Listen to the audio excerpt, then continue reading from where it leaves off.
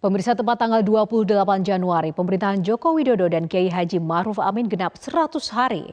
Ada 5 isu besar yang diusung Joko Widodo bersama wakilnya Ma'ruf Amin setelah dilantik menjadi presiden dan wakil presiden periode 2019-2024. Sejumlah isu mencuat dalam perjalanan 100 hari ke belakang. Isu-isu yang menjadi sorotan publik diantaranya soal rencana Menteri KKP mengimpor benih lobster yang dilarang oleh Menteri KKP sebelumnya, Susi Pujiastuti. Isu lainnya yang juga menjadi sorotan antara lain polemik soal Komisi Pemberantasan Korupsi atau KPK, pelanggaran kedaulatan oleh pemerintah Tiongkok di Laut Natuna. Meski demikian, sejumlah isu lainnya yang mengemuka juga mendapat apresiasi dan penilaian positif dari publik. Di antaranya rencana revolusi pendidikan ala Menteri Pendidikan dan Kebudayaan Nadiem Makarim dan gebrakan Menteri BUMN Erick Thohir melakukan aksi bersih-bersih BUMN, termasuk memilih orang-orang yang memiliki rekam jejak baik dalam membangun good governance. Dan kami akan hadirkan beberapa fakta dan juga capaian bahkan prioritas yang kali ini ingin dimaksimalkan oleh Jokowi beserta Kiai Haji Ma'ruf Amin. Kita akan lihat panca kerja Jokowi Ma'ruf Amin. Ini ada 5 poin utama yang menjadi prioritas. Di antaranya ada pembangunan sumber daya manusia, pembangunan infrastruktur, penyederhanaan segala bentuk kendala regulasi, penyederhanaan birokrasi dan transformasi ekonomi. Dan pembangunan infrastruktur khususnya ini sudah memang digaungkan sejak periode pertama dan menjadi fokus Joko Widodo, khususnya memulai pembangunan infrastruktur ini dari kawasan timur. Jadi Indonesia dibangun melalui timur. Dan kenapa ini menjadi hal yang sangat penting dan perlu ditindaklanjuti dalam fokus periode kedua ini? Karena menurut Joko Widodo bahwa ekonomi ini bisa tumbuh ketika infrastruktur pun juga merata dan juga ada jembatan kesinambungan dalam proses ekonomi yang selama ini mungkin menjadi hambatan atau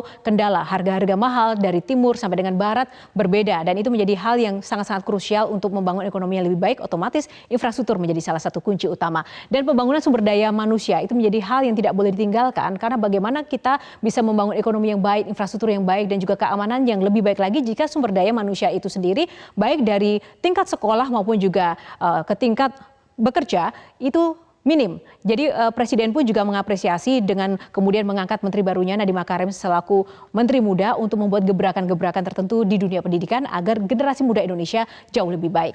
Dan kita akan lihat lagi selanjutnya selain fokus itu, nah jajak pendapat optimisme tokoh publik, penilaian kinerja 100 hari pertama Jokowi Ma'ruf ini ada kami bedakan optimis dan juga pesimis dan jajak pendapat ini juga diambil dari pendapat sejumlah pihak begitu baik dari tokoh masyarakat, publik dan juga para ahli dan di sini dilakukan dengan metode kualitatif dan juga kuantitatif. Dan kita akan lihat ternyata dari jajak pendapat tersebut menyatakan 74% optimis dengan apa yang sudah dicapai Jokowi dari 100 hari pertama kerja. Salah satu yang paling menonjol adalah di bidang keamanan sebanyak 79,1%, pertahanan 79%, ekonomi 73,4%, hukum 63,7%, dan HAM 62%. Nah, keamanan ini memang menjadi salah satu prioritas juga karena negara yang maju adalah negara yang keamanannya terjaga dan terakhir Jokowi pun juga terdongkrak ke Kemenko Polhukam juga terdongkrak eksistensinya dan juga pamornya ketika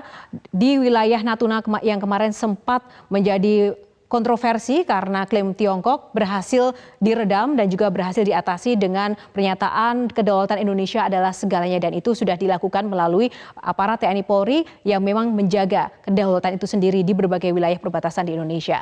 Dan selanjutnya kita akan lihat lagi dari jajak pendapat ini. Nah, kita masuk lagi. Ketika tadi beberapa poin kementerian yang memang benar-benar menjadi favorit atau memiliki nilai tertinggi dari optimisme itu dan mendongkrak optimisme itu tidak lepas dari visi misi Jokowi yang memang secara konsisten itu dilanjutkan dari periode pertama, khususnya pembangunan infrastruktur 86,8%, pembangunan SDM 72,3%, reformasi birokrasi 72,2% dan investasi membuka lapangan kerja 69,2%. Dan terkait dengan reformasi birokrasi ini menjadi salah satu hal yang menjadi sorotan Jokowi dari periode pertama maupun juga di 100 hari periode kedua ini karena ini adalah untuk mempercepat bagaimana kemudian nanti pemerintah bisa melaksanakan segala target infrastruktur dan juga pembangunan SDM itu di berbagai wilayah di Indonesia agar tidak terlalu panjang prosesnya dan harus lebih cepat untuk bisa direalisasikan.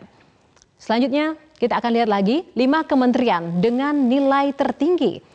Sesuai dengan apa yang memang dilihat dari kualitas isu yang sedang berkembang, Kementerian Luar Negeri menduduki Peringkat pertama 7,5, ini sumber dari NRC, dan Kementerian Keuangan 7,53% dan Kementerian PUPR 7,53 dan Kementerian BUMN 7,17% ini nilainya, dan Kementerian Pendidikan ini 7. Dan Kementerian Luar Negeri ini memang menjadi favorit memiliki nilai tertinggi karena beberapa kebijakan dan juga gebrakan yang dilakukan oleh Menteri Luar Negeri Retno Marsudi di mewakili Indonesia di kancah internasional memang sungguh nyata, baik terkait dengan negosiasi wilayah Natuna atau mungkin bagaimana Indonesia sendiri eksis dalam mempertahankan komitmennya untuk mendukung Palestina dan juga sejumlah isu-isu politik luar negeri lainnya. Dan Kementerian Keuangan ini bisa dipungkiri eksistensi dari seorang tokoh Menteri Keuangan Sri Mulyani ini pun masih dipercaya oleh publik mampu mengamankan roda keuangan dan ekonomi di Indonesia. Dan Kementerian